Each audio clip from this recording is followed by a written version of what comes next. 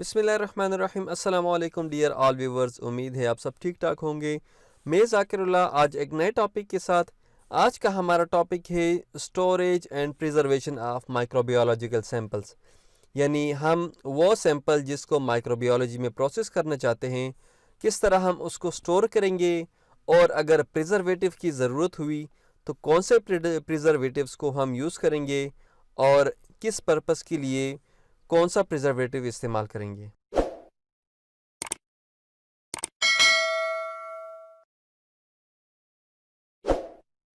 Specimen storage पे आते हैं। कोई भी सैंपल, कोई भी स्पेसिमेन जिसको हम या तो ट्रांसपोर्ट नहीं कर सकते या उसको इमीडिएटली प्रोसेस नहीं कर सकते, तो उसको ऐसे कंडीशन में स्टोर किया जाता है ताकि वो अपने ओरिजिनल हालत में, ओरिजिनल कंडीशन के बिल्कुल करीब रहे। और जिस बंदे की ये ड्यूटी होती है, जो लैब टेक्नोलॉजिस्ट होता है या जो लैब पर्सनल होता है और उसको स्टोरेज की ड्यूटी दी जाती है, तो उसको पता होना चाहिए कि किसी भी सैंपल का या किसी भी सस्पेक्टेड ऑर्गेनिज्म के स्टोरेज रिक्वायरमेंट्स क्या हैं, कौन से स्पेसिमेन को या कौन से सस्पेक्टेड ऑर्गेनिज्म को किस इन्वायरमेंट में स्टोर करना है।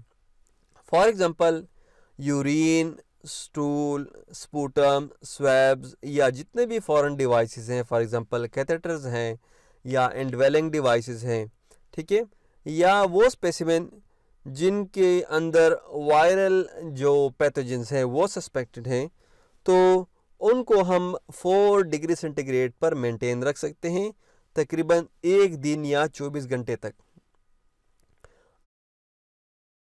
जो ऐसे पैथोजेंस हैं जो कोल्ड सेंसिटिव हैं, यानी जो टेम्परेचर सेंसिटिव हैं, या अगर उनका टेम्परेचर थोड़ा सा डिक्रीज़ किया जाए उसकी वजह से उनके डेथ या डी नेचर होने के चांसेस हैं, तो उसको रूम टेम्परेचर पे रखा जाता है। कोल्ड सेंसिटिव पैथोजेंस या ऐसे माइक्रोब्स जिनको हम रूम टेम्परेचर पे रखना चाहते हैं, उसके अंदर वो बैक्टीरिया भी आ जाते हैं जो एनारोबिक होते हैं। वो सैंपल्स जो आमतौर पर स्टेराइल होते हैं, फॉर एग्जांपल बॉडी फ्लूइड्स आमतौर पर स्टेराइल होते हैं, तो उनको भी हम रूम टेम्परेचर भी रखते हैं। या वो सैंपल जो जेनिटल एरिया से लिए जाते हैं या एयर से या आई से स्वैब्स लिए जाते हैं, तो इनको रूम टेम्परेचर पर स्टोर किया जाता है। अगर हमारे पास CSF आता है, सेरेब्रोस्पाइनल फ्लूइड आता है, और उसको हम फ़ौरन प्रोसेस नहीं कर सकते, तो उसको तकरीबन 6 घंटों तक हम 35 डिग्री सेंटीग्रेड पर उसको स्टोर कर सकते हैं। ये हमारे पास एक लिस्ट है कि कौन से स्पेसिमेन को हम रेफ्रिजरेट कर सकते हैं और कौन से स्पेसिमेन को हम रूम टेम्परेचर पर रखते हैं। तो जितने भी कैथेटर या आईवी टिप्स हैं उनको रेफ्रिजरेट करते हैं। इसके अलावा जो पस है या एब्सेस है या लीजन है या वोंड है या बॉडी फ्लूइड्स हैं, उनको हम क्या करते हैं, रूम टेम्परेचर पर रखते हैं। अगर सेरेब्रोस्पाइनल फ्लूइड के अंदर वायरस सस्पेक्टेड है तो उसको हम रेफ्रिजरेट करते हैं, लेकिन अगर CSF के अंदर बैक्टीरिया सस्पेक्टेड है तो उसको हम रूम टेम्परेचर पर रखते हैं। इसके अलावा एयर, अगर आउटर एयर है तो आउटर एयर के सैंपल को हम रेफ्रिजरेट करेंगे 4 डिग्री सेंटीग्रेड पर, लेकिन अगर मिडल एयर या इनर एयर है तो उसको हम रूम टेम्परेचर पे रखेंगे। अगर फीसिस हैं और उसके अंदर कोई प्रिजर्वेटिव एड नहीं है तो उसको हम रेफ्रिजरेट करेंगे, लेकिन अगर उसके अंदर कोई प्रिजर्वेटिव एड है, उसके अंदर प्रिजर्वेटिव मौजूद है, तो उसको हम रूम टेम्परेचर पे रख सकते हैं। जो फीसिस है या स्टूल स्पेसिमेन है, अगर उसके अंदर क्लॉस्ट्रिडियम डिफिसाइल टॉक्सिन को हम देखना चाहते हैं और वो सस्पेक्टेड है, तो उसको 3 दिन के लिए रेफ्रिजरेट कर सकते हैं एट 4 डिग्री सेंटीग्रेड, या 3 दिन से ज़्यादा अगर हम उसको रखना चाहते हैं तो हमें उसको फ्रीज़ करना पड़ेगा एट -70 डिग्री सेंटीग्रेड। इसी तरह यूरिन और स्पुटम को भी हम रेफ्रिजरेट करते हैं। यूरिन अगर अनप्रिजर्व्ड है तो उसको रेफ्रिजरेट करेंगे, लेकिन अगर प्रिजर्वेटिव उसके अंदर मौजूद है तो उसको हम रूम टेम्परेचर पे रखेंगे।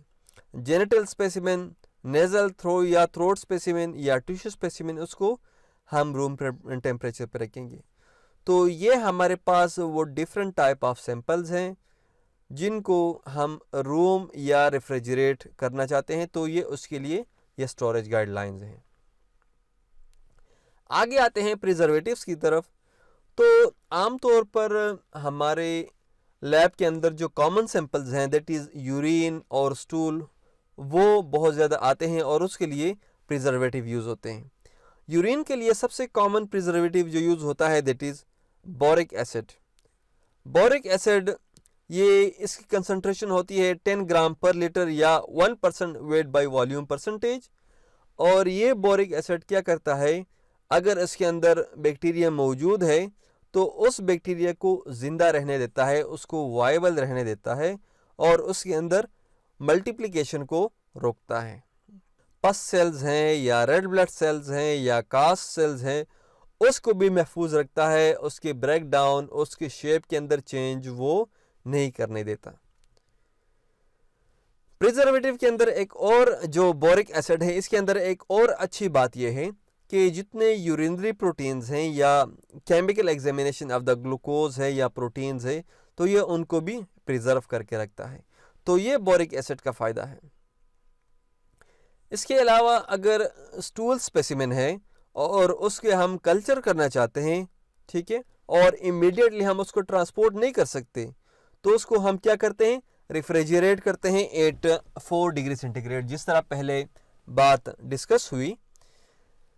और अगर 2 घंटे से ज़्यादा उसके अंदर डिलेइंग सस्पेक्टेड है उसके कल्चर के अंदर, तो हम फिर क्या करते हैं, फिर उस स्टूल स्पेसिमेन को हम एक प्रिजर्वेटिव में डालते हैं या ट्रांसपोर्ट मीडिया में डालते हैं, जिसको कहते हैं कैरिब लेयर मीडियम।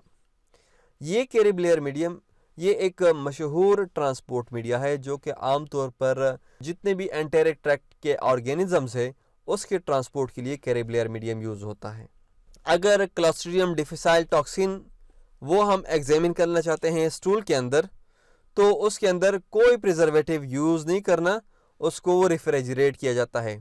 3 दिन तक हम उसको रेफ्रिजरेट कर सकते हैं, लेकिन अगर 3 दिन से ज़्यादा है तो उसको फिर हम -70 डिग्री सेंटीग्रेड पर उसको फ्रीज करेंगे और फिर हफ्ता 2 हफ्ते तक हम उसको फ्रीज करके उसकी एग्जामिन कर सकते हैं।